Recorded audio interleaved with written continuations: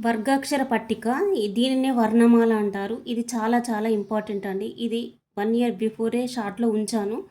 Okay. మొదటి ప్రశ్న. అచ్చులు ఎన్ని? అచ్చులు ఎన్ని? అచ్చులు 16. హల్లులు ఎన్ని? హల్లులు 37. ఉభయాక్షరాలు ఎన్ని? ఉభయాక్షరాలు 3. వర్ణమాలలోని మొత్తం అక్షరాల సంఖ్య ఎంత? వర్ణమాల అన్నా వర్గాక్షర పట్టిక అన్నా ఒకటే. మొత్తం వర్ణమాలలో అక్షరాలు ఎన్ని? 56 అక్షరాలు. అచ్చులు ఎక్కడి నుండి ఎక్కడి వరకు పలుకుతాము అంటే ఆ నుండి ఔ వరకు పలికే అక్షరాలు అచ్చులు. అచ్చులు ఎన్ని రకాలు? అవి ఏవి అంటే అచ్చులు 2 రకాలు. అవి ఒకటి హ్రస్వాచ్చులు, 2 దీర్ఘాచ్చులు. హ్రస్వాచ్చులు ఏవి అంటే అ, ఇ, ఉ, రు, ఎ, ఓ అంటే ఒక మాత్ర కాలంలో పలికేవి అన్నీ హ్రస్వాచ్చులు.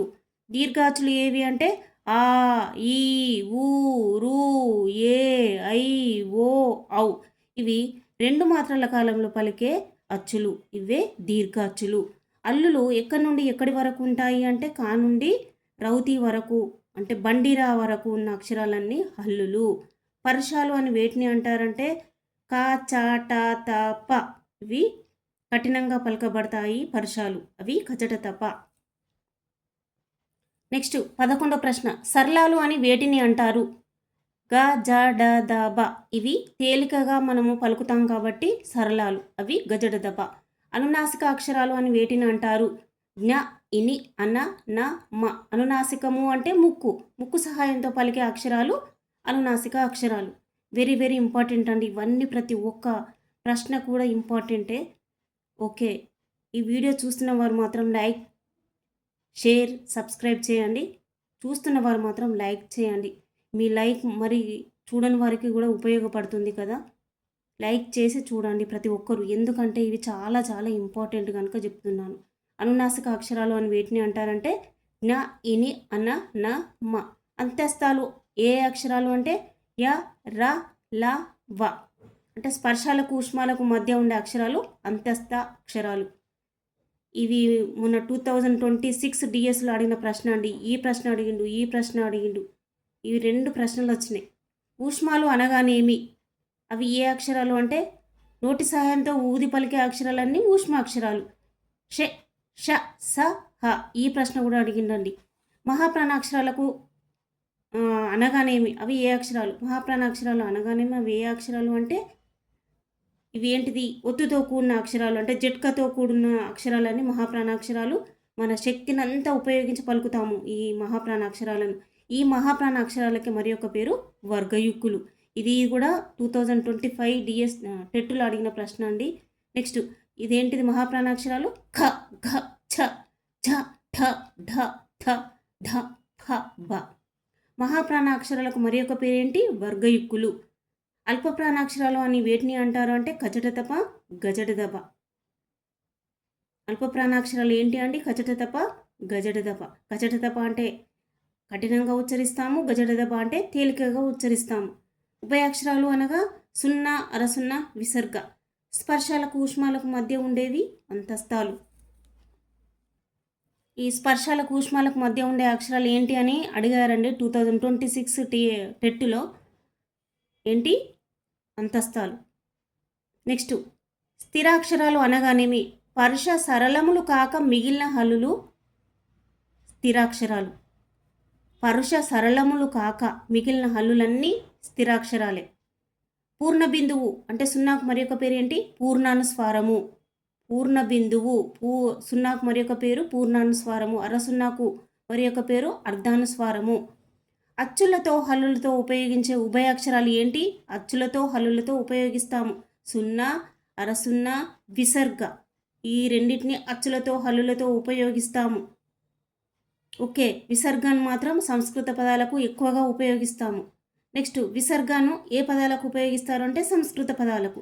గ్రాంధిక భాషలో ఉపయోగించేది అరసున్నా. చూసారా అండి ఇక్కడ? గ్రాంధిక భాషలో ఉపయోగించేది అరసున్నా, సంస్కృత పదాలకు ఉపయోగించేది విసర్గ. అచ్చులతో హల్లులతో ఉపయోగించే ఉభయాక్షరం ఏంటిదంటే సున్నా. వక్రములు అనగా ఏ అక్షరాలు? ఏ, ఏ, ఓ, ఔ వీటిని వంకరగా ఉచ్చరిస్తాం కాబట్టి వక్రములు అన్నాము. వక్రతములు అనగా ఏ అక్షరాలు అంటే ఐ, ఔ వీటిని మిక్కిలి వంకరగా ఉచ్చరిస్తాము. మనం ఉచ్చరించేటప్పుడు కూడా తెలిసిపోతుంది కదా! వక్రతములు అంటే ఐ, ఔ కొంచెం వీటిని మిక్కిలి వంకరగా ఉచ్చరిస్తాం కాబట్టి వీటిని వక్రతములు అన్నాము.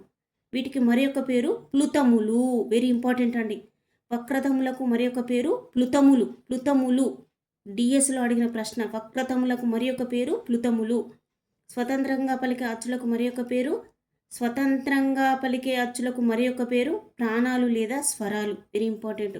స్వతంత్రంగా పలికే అచ్చులకు మరి యొక్క పేరు ప్రాణాలు లేదా స్వరాలు. అచ్చుల సహాయంతో పలికే అక్షరాలు ఏవి? హల్లులు. అచ్చుల సహాయంతో పలికే అక్షరాలు ఏంటి? హల్లులు.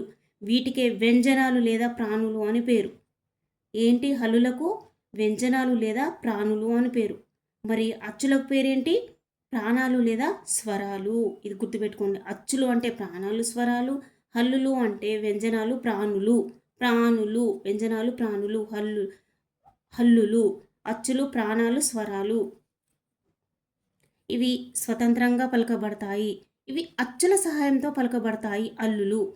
ఇలా స్వతంత్రంగా అంటే ఆనే పలుకుతాము, ఈనే పలుకుతాము. ఇదేంటి?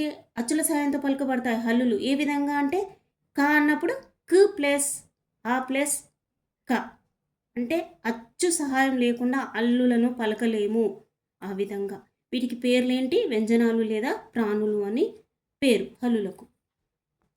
నెక్స్ట్ ప్రశ్న అండి. వీటిని మాత్రం తేలికగా తీసి పారేయకండి. వెరీ వెరీ ఇంపార్టెంట్ ప్రశ్నలు. ప్రతి టెట్ డిఎస్లో అడిగే ప్రశ్నలు అండి.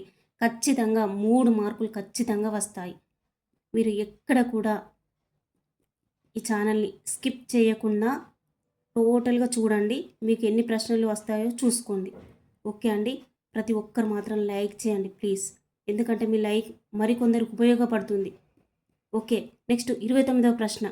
కా నుండి మా వరకు గల అక్షరాలు అంటే వర్గాలను ఎన్ని రకాలుగా విభజించారు? అవి ఏవి అంటే 5 రకాలుగా విభజించారు. అవి ఏంటి అంటే క, చ, ట, త, ప.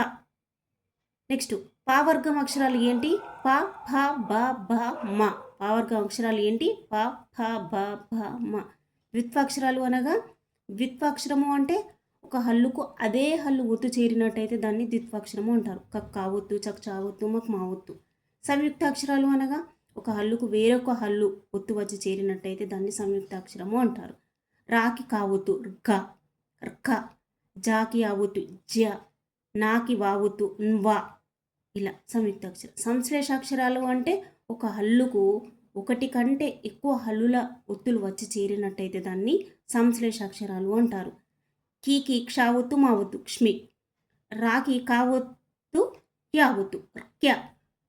దాకి చావొత్తు మావొత్తు స్మ. ఇలా ఇవి సంశ్లేష అక్షరాలు. ఓష్ట్యాలు అనగా ఓష్ట్యము అంటే పెదవి. ఓష్ట్యాలు అంటే పెదవులు. ఓష్ట్యాలు అంటే పెదవుల సహాయంతో పలికే అక్షరాలన్నీ ఓష్ట్యాక్షరాలు అండి. ఏంటి అవి?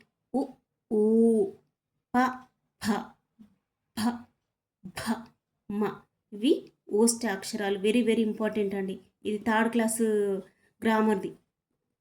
నిరోష్ట్యాలు అంటే పెదవుల సహాయం లేకుండా పలకబడే అక్షరాలు. ఏంటి? ట, క. ఇవి నిరోష్ట్యాలు. ప్రాణాలు స్వరాలు అని ఏ అక్షరాలకు పేరు? ప్రాణాలు స్వరాలు అని ఏ అక్షరాలకు పేరు అంటే అచ్చులు. వ్యంజనాలు ప్రాణులు అని వేటిని అంటారు అంటే హల్లులు.